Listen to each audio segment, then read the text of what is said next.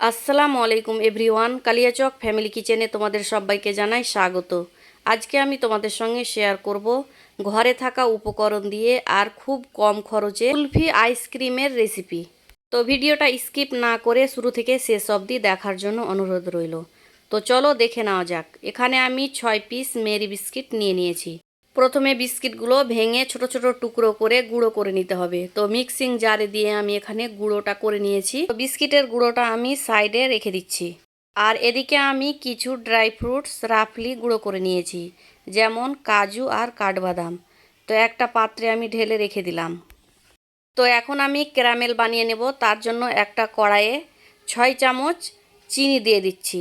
যেহেতু এখানে আমি 6 পিস বিস্কিট নিয়েছি, তার জন্য 6 চামচ আমি চিনিও দিয়ে দিলাম। চিনিটা তোমরা নিজেদের পছন্দ মতো দিতে পারো। যারা মিষ্টি বেশি খাবে, একটা বিস্কিটে 1.5 চামচের মতো চিনি দিতে পারো। এই পর্যায়ে গ্যাসের ফ্লেম মিডিয়াম হিটে রাখতে হবে। গ্যাসের ফ্লেম মিডিয়াম হিটে রেখে অনবরত নাড়াচাড়া করে ক্যারামেলটা বানিয়ে নিতে হবে, যাতে করে পুড়ে না যায়। তো ফ্রেন্ডস, এই গরমে কোনো রকম কেমিক্যাল ছাড়া বাড়িতে একবার হলেও এই আইসক্রিমটা বানিয়ে খাবে, দারুণ লাগবে। তো ক্যারামেলটা বানানো হয়ে গেল। এখন আমি 1 গ্লাস গরুর দুধ দিয়ে দিলাম, প্রায় 300 গ্রামের মতো। দুধগুলো দিয়ে ক্যারামেলের সঙ্গে খুব ভালো মতো অনবরত নাড়াচাড়া করে মিশিয়ে নিতে হবে। আর ভালো মতো মেশানো হয়ে গেলে গ্যাসের ফ্লেম হাই হিটে রেখে প্রায় 10 থেকে 15 মিনিট আমি জাল করে নেব, যাতে করে দুধগুলো ঘন হয়ে আসে। তো দুধগুলো 10 থেকে 15 মিনিট জাল করার পরে গুঁড়ো করে রাখা বিস্কিটগুলো আমি দিয়ে দিলাম। আর খুব ভালো মতো অনবরত নাড়াচাড়া করে দুধের সঙ্গে মিশিয়ে নিতে হবে। এই পর্যায়ে কিন্তু গ্যাসের ফ্লেম মিডিয়াম হিটে রাখতে হবে। গ্যাসের ফ্লেম মিডিয়াম হিটে রেখে আবারও আমি প্রায় 5 মিনিটের মতো জাল করে নিচ্ছি। 5 মিনিট ফোটানোর পরে ঘন হয়ে এসছে।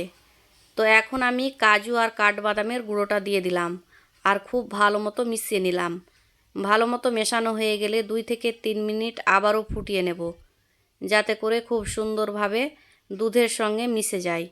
2 থেকে 3 মিনিট ফোটানোর পরে গ্যাসের ফ্লেম বন্ধ করে আমি নামিয়ে নিলাম। আর আমি খুব ভালো মতো ঠান্ডাও করে নিয়েছি। তো এখন আমি আইসক্রিমের মোল্ডে দিয়ে দিচ্ছি। আর হ্যাঁ, তোমাদের কাছে যদি আইসক্রিম মোল্ড না থাকে তাহলে চায়ের কাগজের কাপেও বানিয়ে নিতে পারো। তো আমার মোল্ডে সেট করা হয়ে গেল। এখন এই আইসক্রিমগুলো আমি ফ্রিজে 7 থেকে 8 ঘন্টা রেখে দেব, যাতে করে খুব সুন্দরভাবে জমে যায়। 7 থেকে 8 ঘন্টা পরে আমি ফিরে আসলাম। দেখো কত সুন্দর আইসক্রিম জমে গেছে। তো ফ্রেন্ডস, দেখো কুলফি আইসক্রিমটা দেখতে কতটা সুন্দর হয়েছে, খেতেও তার থেকে অনেক বেশি সুন্দর হয়েছে। আর হ্যাঁ, আমার এই কুলফি আইসক্রিম রেসিপিটা যদি তোমাদের ভালো লেগে থাকে তাহলে লাইক, কমেন্ট অ্যান্ড শেয়ার করবে। আর নতুন নতুন ভিডিও পেতে আমার ইউটিউব চ্যানেলটা প্লিজ সাবস্ক্রাইব করে দেবে। আর যদি তোমরা ফেসবুক পেজ থেকে আমার ভিডিওগুলো দেখে থাকো তাহলে প্লিজ ফলো করে দেবে। আল্লাহ হাফিজ।